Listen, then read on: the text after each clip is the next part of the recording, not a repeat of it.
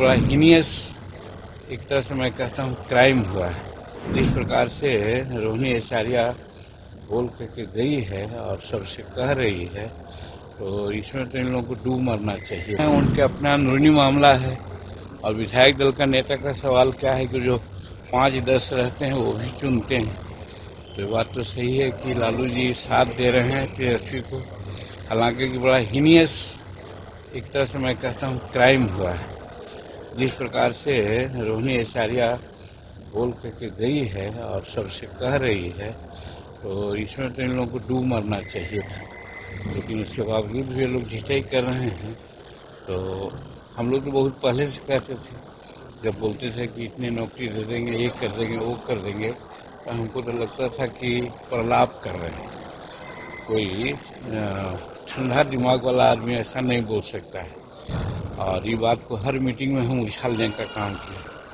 और धन्यवाद देते हैं बिहार के आम जनता को, जो हम लोगों की बात को समझने का काम किया और नरेंद्र मोदी जी और नीतीश कुमार के कार्यों को और डबल इंजन की सरकार को आगे बढ़ाने का वो लोग ने निश्चय लिया, वो बहुत काबिल तारीफ है। और खास करके महिला और युवा जिनके लिए नीतीश कुमार जी ने काम किया है, वो आज सामने आया और काफ़ी बढ़ चढ़ के लोग वोट दिया, इसलिए इसको लैंडस्लाइड भी हम लोग कह रहे हैं।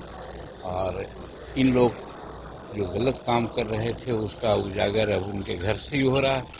अब दुनिया समझेगा और वो लोग भी समझेंगे कि क्या है। हम तो समझते हैं कि इनका अवसान का समय आ गया। सबसे अच्छा रहा सर? नहीं, सबसे अच्छा स्ट्राइक रेट रहा है भाजपा का, उसके बाद मेरा रहा। बात सही है, इसमें हम जनता को बहुत धन्यवाद देते हैं, लेकिन अब वो बात नहीं कहेंगे। लगातार दिल्ली में आप बने हुए थे सर, मुलाकात डिप्टी सीएम का सर क्या मांझी जी? अब ये तो नेता बताएंगे, हम लोग इसमें कुछ नहीं कर सकते। नीति निर्णायकों में हम नहीं हैं, इसलिए नीति निर्णायक जो हैं वो लोग बात करेंगे। सर आपके पार्टी के प्रदेश अध्यक्ष की हार हुई है सर, उनको क्या एमएलसी बनाया जा सकता है सर? क्या संभावना है सर? देखिए, अभी हार हुई है, यहाँ हमारे जो राष्ट्रीय अध्यक्ष हैं हम लोगों ने बैठक में समीक्षा किया है। क्या उन लोग किए हैं हमको पता नहीं, हम तो दिल्ली चले गए थे, आज आए हैं। कल बातें होगी, बात होने के बाद समझा जाएगा क्या होगा, क्या जाएगा, क्या मिलेगा, नहीं मिलेगा, इसकी जानकारी अभी हमें नहीं है। पहले नेता पद का चुनाव हो जाए, नीतीश कुमार मुख्यमंत्री का शपथ ले ले, उसके बाद ही कुछ बातें होगी। सर डिप्टी सीएम के सर क्या लगता है सर? डिप्टी सीएम तो बनेंगे ही, निश्चित है कि 2 बनेंगे या 3 बनेंगे, कहा नहीं जा सकता, लेकिन 2 तो निश्चित बनेंगे। और सर क्या हम पार्टी देखिए जो स्ट्राइक रेट रहा नहीं, हम पार्टी का कोई किसी प्रकार का डिमांड नहीं। चार्टेड पैनल से ललन सिंह और संजय झा विशेष पैनल से रवाना हुए। राजनीति है, कुछ सजेशन लेने के लिए गए होंगे, इसमें आश्चर्य की क्या बात है।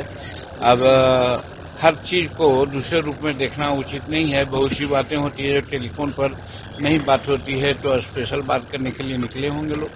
सच बात आपने कही सर, आपने कहा कि कुछ दिल में है, जिसको कहवाइए दीजिएगा। हाँ, है कसक, और कसक इसलिए है कि हम प्रार्थना किया था एनडीए के नेताओं से कि 10 वर्ष हमारा हो गया और हम थोड़ा सा अपमानित कभी कभी होते हैं कि इलेक्शन कमीशन आती है तो हम लोगों से राय नहीं लेती, क्योंकि हम पार्टी हैं क्षेत्रीय, और फिर जब वोट होने की बात होती है, वोटर लिस्ट बढ़ता है, तो हमको खरीदना पड़ता है, और जो मान्यता प्राप्त पार्टी होती है उसको निःशुल्क मिल जाता है। तो ये सब बातें होती है। दूसरी चीज, तीसरी चीज, सभी पॉलिटिकल पार्टी का अपना हेडक्वार्टर होता है। हम चूंकि क्षेत्रीय पार्टी हैं, इसलिए हमको हेडक्वार्टर यहाँ नहीं मिला, सरकार आवास नहीं मिला। अगर हम हो जाते तो हमको आवास मिलता। तो ये सब का कसक रह गया।